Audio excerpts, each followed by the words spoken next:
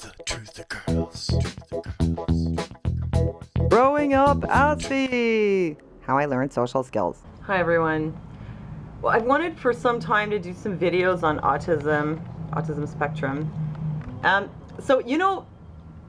First of all, let's get something out of the way. I had spoken many times on YouTube about vaccines causing autism.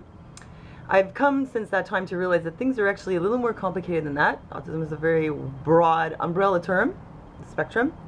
Probably there's a lot of reasons why people are on that spectrum. And they're not all damaged, that's not it. Are the women who say their children were damaged by vaccines and that's why they're autistic, are those women crazy? Are those parents crazy? No, I do believe that vaccines can cause damage. This is not like some weird hypothetical thing, this is documented. They can cause brain damage. Are those children sometimes given a label of autism or autism spectrum and swept under the rug with that and dismissed? Yeah, I think so. I think they are sometimes. But there's more to it than that, and a lot of people, I think, can just be this different, you know? And maybe it's hard for you to understand that, because every time I post anything that has to do with Aspergers or autism, I get a lot of advice on, you know, how to cure it. Like if I talk about myself or my son, it's like, oh, maybe you have Lyme, or maybe, you know, it's the shots, or get rid of gluten, which I already did, by the way. I get a lot of advice on like how to cure myself or cure my son. And, you know, I do a lot of interventions to keep myself as healthy as possible. I think fundamentally, though, no matter how good my social skills get and how healthy I am, I will always be, you know, an Aspie. I mean, that's just a different kind of wiring. I don't think there's anything wrong with that. And you know what I want to talk to you about was, what was it like for me growing up? It's not something I've talked about very much, but maybe you will find it interesting. Or you'll get something out of it. Maybe you have a kid who's on the spectrum, who's a little Aspie, and you know, maybe somehow through what I'm going to tell you, it'll help you to understand your kid or other people better, or just give you a different perspective.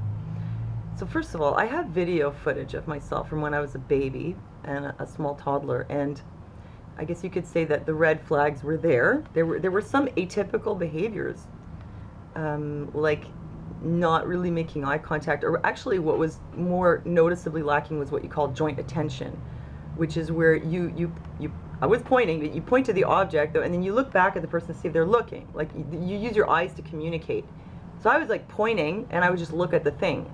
I didn't look back. My son does the same thing. So that's a sign that there's some process is different than typical in the way the person relates to other people, or they'd be like, look and check to see if they're looking, right? So I would just looking up the tree, the squirrel, pointing, never check to see if anyone's actually looking. Not a lot of facial expressions. Seemed a little bit in my own world, kind of. Not reacting to other people's interactions the way kids would more typically do, like somebody picked me up, instead of really engaging, I would just sort of like, oh, it's happening to me, and like just kind of turn away, you know. And sensory sensitive. This was always there, and you know, I think that has a lot to do with it. So yeah, like that whole it was almost like there was a lack of personality, like just really like kid looks really serious. However, I did have a sense of humor, so I see me having the sense of humor there, because in this one video I had a cookie in my mouth. Have a cookie in my mouth, looking around, hey look, I look funny, you know. So that was always there, but there were some things there that were unusual, a bunch of them. So what was it actually like for me? Well, some of my earliest memories, I'll tell you, I think that I had no intuitive sense for social interaction, like absolutely none. You know, it's like a dyslexia or a kind of blindness or something. So usually kids sort of intuitively pick up on this kind of stuff. They understand other people's cues, they know how to give cues, and it just becomes this fluid back and forth interaction. Whereas someone like myself didn't have that. So it's actually really hard to live with that as a small child.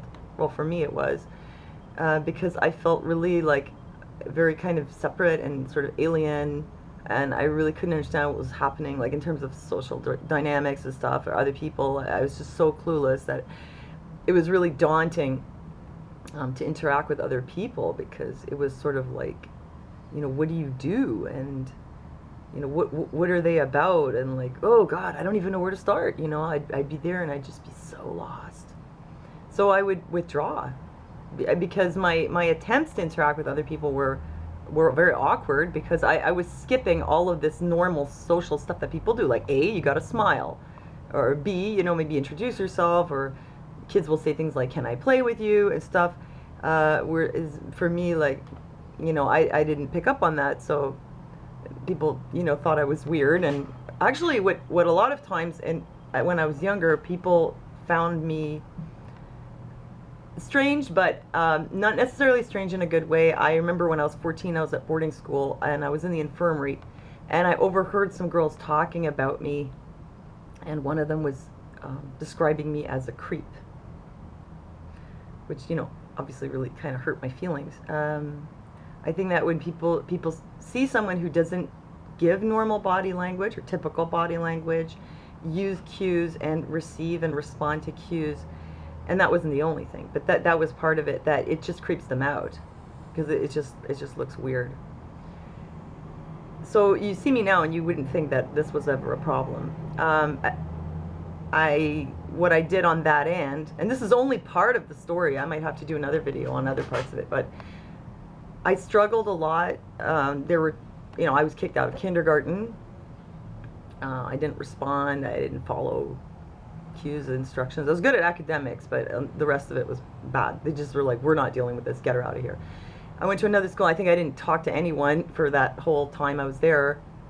Maybe a couple times. I was just very, very like isolated. Not because I didn't like other people. I was just totally at a loss for what to do with them, or like nothing. I was just, it was like, like it's blindness. It was very, confusing. Because on one hand I wanted to have friends, but I was missing so much that I was so far from being able to get that to happen. The next school after that, that's 2 schools. And the third one, I remember my first grade teacher thought I was, how do we say, intellectually deficient. I think I was pretty quiet, and I didn't interact like the other kids did, and, I guess my affect was a little odd, and she just thought I wasn't very bright.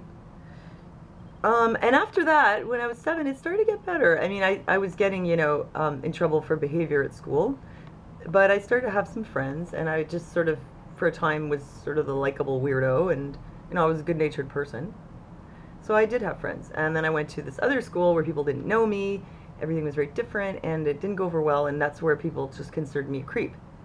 And I got bullied a lot. And then I went to another school, which was I got kicked out of that one too, the one where they called me a creep. I got kicked out of a lot of places, like every single summer camp. And anyway, then I went to another school, and this was like an artsy school, and the kids were all kind of more open-minded, and they thought it was cool, I remember this one time, I always had this bag. A lot of Aspies and ASD people do this, like when you leave the house, you get all panicky, and you start bringing all kinds of stuff with you, but it's like really over the top. Maybe all kids do this, but I was the only one doing it in my school. Like, this was not, it's not something everyone else was doing. I would bring this huge bag with me everywhere I went that had everything I could possibly imagine that I might need at some point in the day. In this bag, my friends used to call it the garbage bag. And when I wanted something from the garbage bag, because I have like sensory processing difficulty, it's hard for me to find something in like a jumble, so I would have to dump the garbage bag out on the floor. Well, I guess I could have dumped it somewhere else, but I would just dump it on the floor and never even gave a thought. And I also just sort of had a habit of like just sitting down on the floor, like with my legs all sprawled out. And it never really occurred to me that it looked weird. I mean, I guess if you see like, when you're 14, how girls are, like somebody just like sits down and just like dumps her shit all over the floor, it looks weird. But I remember I was doing that one day. I was rooting through the contents of the garbage bag on the floor in front of me, and I was sitting like in straddle position. And some girl was like, I just love Sonia. She's so cool. It's just so cool how she's you're sitting there all sprawled out, and she doesn't care what anybody thinks. And I was like, really? Like, you mean this is something that other people might think something about, But I just remember that there was such a feeling of acceptance. So I guess you could say at that point, things got better. But what happened also in between was I decided that I have to learn what is happening around me and how to interact with people. So I started reading etiquette books. It started when I got a Victorian etiquette book, and this became one of my like sort of special interests, you could say. And I was just reading all this stuff in this Victorian book, and I was so fascinated. So then I started collecting them, and I had one from like the 20s, the 30s. I had some from like the 50s and 60s, and I had a modern one. And I had some books on body language, and I started to realize like there's all these things, you know, that you got to do and how to react. And I just sort of taught myself manners, although I really didn't have it perfect. But it was no longer at the point where it was creepy. It was just more like weird, eccentric. So I put a lot of effort into learning that. And, you know, manners go a long way. I mean, if you don't have a good sense for social interaction, if you can memorize what manners are, it goes a long way, except that sometimes there are subtle situations where it, you know, it calls for like you have to make a judgment call, and you can't just go 100% by rule, so it's more difficult when there are exceptions. But for the rest of the time, it works pretty well. You know, at this point, like as I got older, all along the way, like I kept learning new things. Like apparently I didn't have much expression on my face a lot of the time, and I would walk around like this, you know. And the other thing was, well, a lot of times like I'd be sort of lost in thought and I didn't respond to people. So when I was in college, this one girl said to me, you know, you're really nice. I saw you in the halls, but I was afraid to talk to you because I thought you were a bitch. And I was like, really? Why would you think that? She said, well, because you'd always walk around like this. And I would say hi, and you would ignore me. You know, this is the kind of stuff that, like, people just take you like you're some kind of a jerk. And so then after that, I made an effort not to be like this, you know? And also to smile, like, the natural, like, social reciprocal smile, like someone's smiling, so you smile back automatically. It didn't happen that way for me. A lot of times I just didn't feel like smiling. And I had a very awkward smile. It was like, well, actually it was more like kind of, I don't know, like all my gums would show and I'd be like, So I was reading this magazine when I was a young teenager, and they said how to smile, and it was like, you go like, you know, like you make this shape and you make sure that you don't show all your gums. And so I practiced in the mirror, and I'd practice, you know, a nice smile, and you have to like crinkle under your eyes. So otherwise it looks like, and it looks creepy, so you have to like do this with your eyes at the same time, the eye smile, and it looks pretty real. I know it sounds terrible, like what a fake. But, you know, people, you have to smile. So it's not because I don't like people, I'm not happy to see you. It's just like, I don't know, it's just a weird thing about me. So I was working as a waitress, so actually I had to do that a lot. And then, you know, after a while, it gets to be like habit. And you just kind of psych yourself up, like, I'm happy to see this person. Smile now. You know, this is why they say there's 3 kinds of Aspies: the outcast, the loner, and the actor. Guess which kind I am. Oh, wait. There's other things, though, that people would tell me that, you know, I wasn't aware that I was doing. Like, I had a lot of weird habits.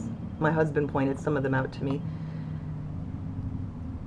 Like, when I'd get really excited about something, I'd, like, start throwing my arms around and, like, rocking and, like, you know, and I didn't even realize, and my husband pointed out to me, and I was like, oh, does that look weird, you know? I didn't even know I was doing it. So, like, as you go through life, you get to realize that you're doing all these strange things, and, you know, maybe you gotta be aware of it, and then you can sort of tone it down so you don't freak people out. But at this point, like, I think I'm pretty good. I mean, I might look a little weird, but I don't think you'd look at me and right away think I had some kind of disorder. Unless you spent a lot of time with me, and then you would know. A so-called disorder. Anyway, but the thing is, like, you kind of have to monitor yourself all the time. You know, like, you know, you just have to keep reminding yourself, like make eye contact, or like what you're supposed to say. You know, it just doesn't always come naturally at all. And you're always like checking yourself, like, you know, like they'll start like moving all weird and like, you know, doing this, and you know, you're like on guard because you know you have these behaviors. You know people think it's weird, so you're like super like conscious, like don't do this, don't do that, you know, which is kind of exhausting, but In general, though, like, I think that I'm pretty good with interacting with people, at least on the surface, to some degree, and that I don't make people uncomfortable anymore. But you know, this was one of the biggest things that I dealt with as a child, and you know, it caused a lot of rejection. And then as you get all this negative feedback, you start to get really insecure, and you start to develop like anxiety, social anxiety, and then you withdraw more, even if maybe your inside personality is like really friendly, but you keep getting all this bad feedback, so you just like pull away. And I think that has something to do with why maybe a lot of Aspies are sort of withdrawn. It's not necessarily they don't like people, it's just that it's so uncomfortable to interact. You get a lot of negative feedback, and so they pull away. And that's where, you know, I would like to see more acceptance, that if you could just say like, oh, I have Aspergers, so then people would know like, oh, that's why he doesn't look me in the eye, or like, oh, that's why she's doing that with her fingers. It's like, oh, okay, big deal, you know, it's nothing, right? It would be really nice if the world could be like that people could just see you for who you are and what you're saying and doing, rather than like what you're doing with your fingers, or like how good your eye contact is, or you know, what you were talking about too long.